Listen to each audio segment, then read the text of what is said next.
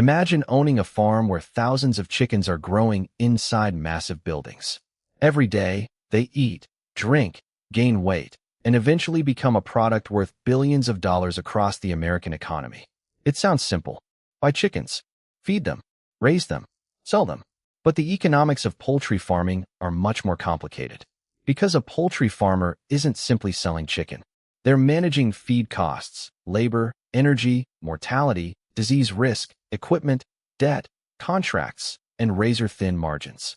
And here's the surprising part. For many American poultry farmers, the biggest opportunity isn't necessarily selling chickens on the open market. It's becoming part of a much larger system. A system connecting farmers, hatcheries, feed mills, processing plants, supermarkets, restaurants, and millions of American consumers. So how does owning a poultry farm actually work? And more importantly, how does a chicken become a profitable business? Chicken is one of the most important meats in America. It's relatively affordable, versatile, and consumed in everything from fast food to grocery store meals. But behind that simple package of chicken breasts is an enormous industrial system. The modern poultry industry operates at a massive scale. Specialized farms raise birds. Feed mills produce their diets. Hatcheries produce chicks. Processing facilities transform live birds into packaged products. And distribution networks move that food across the country. This scale changes everything. A small backyard flock and a commercial poultry farm may both have chickens. But economically, they're completely different businesses. A commercial farm is closer to a production facility. The goal isn't simply to keep animals alive. The goal is to efficiently convert feed, electricity, labor, buildings, and time into a predictable amount of saleable poultry. And that brings us to the most important concept in poultry economics: efficiency. Now let's say you want to enter the business. Your first problem isn't buying chickens. It's infrastructure. A commercial poultry farm can require specialized houses equipped with ventilation systems, heating, cooling, feeding systems, watering systems, lighting, backup power, and environmental controls. And then there's land, then equipment, then construction, then financing, then insurance. And suddenly, what looked like a farming business starts looking more like a capital-intensive industrial operation. This is why many farmers don't simply build a farm and start selling chickens independently. Instead, they may work with an integrated poultry company through a contract growing model. The farmer provides the farm, buildings, equipment, labor, and management. The poultry company may provide chicks, feed, veterinary support, transportation, and ultimately purchase the birds under the contract arrangement. This changes the economics dramatically. The farmer doesn't have to build an entire chicken supply chain. They're essentially operating one important part of it. Think of the poultry industry like a giant machine. At one end, there's the hatchery. Chicks are produced. Then they move to farms. Farmers raise them. Then the birds move to processing facilities. The processed chicken goes to distributors, restaurants, supermarkets, and other customers. The farmer is one part of this machine. Under a contract arrangement, the farmer's income is generally tied to production performance and the terms of the agreement rather than simply the daily market price of chicken. That can provide more predictability, but it also creates a different challenge. The farmer has invested heavily in infrastructure, so the farm needs to stay productive. A poultry house sitting empty doesn't generate revenue, but the loan payments, they don't stop. The electricity bill doesn't stop. Maintenance doesn't stop. Insurance doesn't stop. This is one of the fundamental realities of agricultural economics. Revenue can be seasonal and variable, but many costs are continuous. Now let's talk about one of the biggest costs in poultry production: feed. A chicken is essentially a biological conversion machine. It consumes feed and converts that feed into body weight. The more efficiently that happens, the better the economics. And poultry feed itself is largely based on agricultural commodities. Corn and soybean meal are especially important ingredients in many poultry diets. That means a poultry farmer is indirectly exposed to commodity markets. If feed becomes more expensive, production economics can deteriorate, and farmers can't always simply raise their selling price to compensate. This is where efficiency becomes critical. Imagine two farms raising similar numbers of birds. Farm A requires more feed to produce the same amount of chicken. Farm B produces the same weight using less feed. even if both farms receive similar revenue. Farm B has the stronger economics. A tiny improvement in efficiency can become meaningful when multiplied across thousands of birds and multiple production cycles. But feed isn't the only major expense. Modern poultry houses are highly controlled environments. Temperature matters. Ventilation matters. Humidity matters. Water matters. Lighting matters. And all of these systems require energy. During hot weather, cooling systems can become extremely important. During cold weather, heating becomes critical. And poultry farmers have another problem. The birds don't care about electricity prices. Whether energy is cheap or expensive, the birds still need the correct environment. That's why farm management becomes a balancing act. You want enough ventilation to maintain air quality, but excessive ventilation can increase heating costs during cold weather. You want cooling during extreme heat, but cooling consumes electricity and requires properly functioning equipment. The goal isn't to maximize one variable. It's to optimize the entire system. And then there's another cost. Mortality. A chicken isn't simply inventory. It's a biological asset. Disease, heat stress, poor ventilation, water problems, feed problems, equipment failures, all can impact bird health and performance. Even a small problem can become expensive when multiplied across a large flock. That's why commercial farms focus heavily on biosecurity, restricted access, cleaning, disinfection, pest control, protective clothing, monitoring, and strict farm protocols. Because preventing a problem can be far cheaper than dealing with one after it spreads. In poultry economics, risk management isn't optional. It's part of the business model. Another fascinating part of poultry economics is time.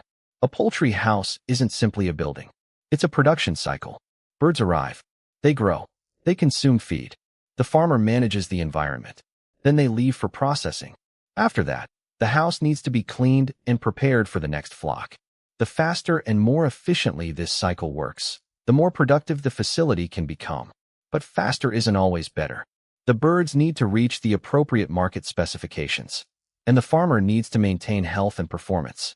So the economic goal becomes: produce the right amount of quality chicken using the right amount of resources within the right amount of time. That sounds simple, but thousands of variables can affect it. So now comes the big question. Where does the farmer's profit come from? Revenue comes from the farmer's compensation under the production arrangement. But profit isn't the same thing as revenue. A farmer might receive payments from poultry production, but then has to pay for labor, electricity, fuel, repairs, property costs, insurance, equipment, maintenance, debt, taxes, and other operating expenses. This is why looking at the farm's revenue alone can be misleading. The real question is, what's left after the entire cost structure? And this is where scale becomes important. If you spread fixed costs across more productive capacity, the economics can improve. But scale also increases financial exposure. A larger farm requires more investment, more equipment, more debt, more management, and potentially greater losses if something goes wrong. So bigger doesn't automatically mean better. It means bigger opportunity and bigger risk. This is where poultry farming starts to resemble other capital-intensive businesses. Imagine building several modern poultry houses. You may need significant financing depending on the project, location, specifications, and scale. Now imagine interest rates rise. Your production costs haven't necessarily changed, but your financing costs have. And suddenly the economics of the farm look different. This is why farmers have to think beyond the next flock. They're thinking about years of production, equipment replacement, loan repayment, maintenance, future upgrades, and whether the farm will remain competitive over the life of the investment. A poultry farm can generate income for years, but the financial structure has to survive those years too. Now zoom out. Why do you see enormous commercial poultry operations instead of thousands of tiny independent farms supplying supermarkets individually? Because the modern food system rewards coordination. Large poultry companies can coordinate breeding, hatcheries, feed, farms, processing, distribution, retail. That integration creates efficiencies. Instead of every farmer finding chicks independently, the system coordinates supply. Instead of every farmer sourcing feed, feed production can be centralized. Instead of farmers finding buyers, the processing company can provide the market connection.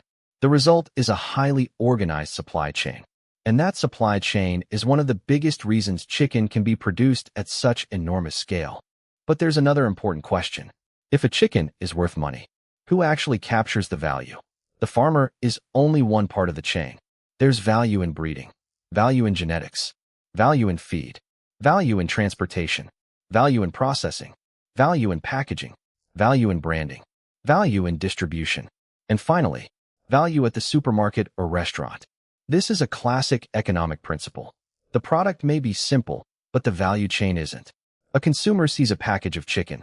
The industry sees an entire network of businesses. And each business earns money by performing a different function. But poultry farming isn't a guaranteed money machine. There are serious risks. Feed prices can rise. Energy prices can rise. Interest rates can rise. Disease outbreaks can disrupt production. Extreme weather can damage facilities. Labor can become more expensive. Consumer demand can change. And contracts can affect the economics of the farm. Then there's a risk that every business owner understands. You can do everything right and still face circumstances you can't control. That's why successful farmers aren't simply focused on maximizing revenue. They're focused on managing risk. So what does owning a poultry farm actually teach us about business? It's not really about chickens. It's about unit economics. How much does one unit cost? How much value does it generate? How efficiently can you produce it? How many units can your infrastructure handle? And how much fixed cost can you spread across those units? That's the same logic behind factories, warehouses, airlines, hotels, and even technology companies. The product may be different, but the economics are surprisingly similar. Reduce waste, increase efficiency, control costs, use assets effectively, and scale the system. So, is owning a poultry farm a good business? The answer isn't simply yes or no. It depends on the land, the financing, the contract, the scale, the equipment, the farmer's management ability, the local market, and most importantly, the economics of every production cycle. A poultry farm may look like a simple piece of farmland from the outside, but behind those walls is a highly optimized production system. A system where feed becomes weight, weight becomes product, product becomes revenue. Oh, and efficiency becomes profit. That's the real economics of owning a poultry farm. Because in modern agriculture, the biggest business isn't always selling the product. Sometimes, it's building the machine that produces it.